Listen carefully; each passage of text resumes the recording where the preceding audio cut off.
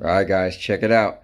So, the quarantine edition of The Real Review strikes again, and in this one, I decided to watch Thor Ragnarok for my birthday. So, it was cool taking a trip watching this again because in my memory, I remember this being one of the most entertaining Marvel movies that I ever seen. It was so funny, and it had Hulk and it had Thor, and in my memory I'm like, man, when I seen it in movies and never seen it again, but that time I seen it in movies, I was like, this movie was awesome from beginning to end because it was so funny and it was action packed. So I'm taking a trip down memory lane, so let's see how good it was.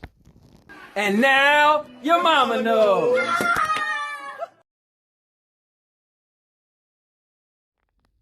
All right, so let's start with story. So the story was Thor finding out he has a sister and she was the original rightful ruler of the throne because she's the oldest. So if anything was to happen to their father, you get it. So the whole thing is she came back to try to take over, and Thor pretty much got to stop her. And it was kind of cool because you figure, okay, where's this story going and what it has to do with the Hulk?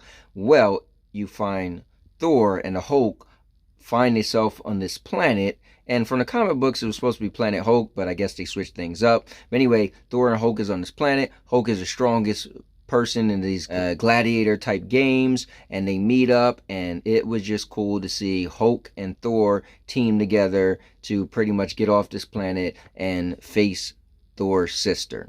So if that sounds like a mouthful, it was cinematically. Yeah, the story was pretty cool. All right, so I seen this movie once in the movies when it very first came out, and I was super entertained. I enjoyed it.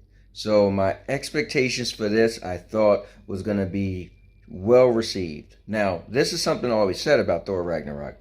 I always said the best part of the movie was the worst part of the movie. Meaning, it was so funny, you was able to watch it, and it kept you from beginning to end. Within the action and everything, the comedic elements kept you there. But at the same time, I figured, man, they dropped the ball. However, you enjoyed the movie because it was just so funny. So, going back to watch it, I always wondered, like, man, was it still going to be, like, super entertaining? Was I going to like it as much as I did? Honestly, shockingly, I did not. I actually watched it and was like, okay, it's not as funny as I thought, or meaning it wasn't as many jokes as I thought. It wasn't funny from beginning to end. So there was actually some flat moments where I was like, okay. So to be honest, it didn't meet my expectations. So I'm actually shocked. But I always wanted to go back to watch it because I wanted to see if it would. I do think they missed the boat by not having it a more serious tone with these two Avengers in one story. But it still was good. It still was funny, but it wasn't. It didn't hold up as good as I thought. So if I was to rank movies, it wouldn't be as high on my list anymore after seeing it again. You can't watch this movie and not enjoy it and not think it was entertaining. It didn't lose anything in the entertainment department at all. I mean, the actions was on point, special effects was on point, Hulk and Thor battling it out, teaming up, going against a super bad guy. What could I say? Entertaining? Yes, this was definitely entertaining. If you like comedy, then it was funny. It had those little elements. You're going to be laughing. You like action? It had it. The story was put together pretty good in a comic book way to splice the Hulk and Thor coming together, and at the same time, adding some elements of the comic book world, if you're familiar with the comic book world. And as far as entertainment go, it probably had one of the best songs in a Marvel movie with Led Zeppelin's Immigrant.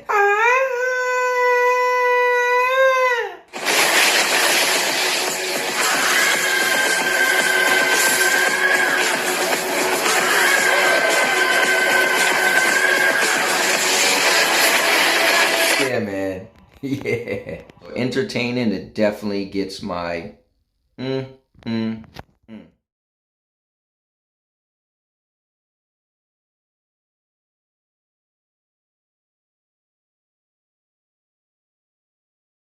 Thank you for watching the video. Please like, comment, and subscribe.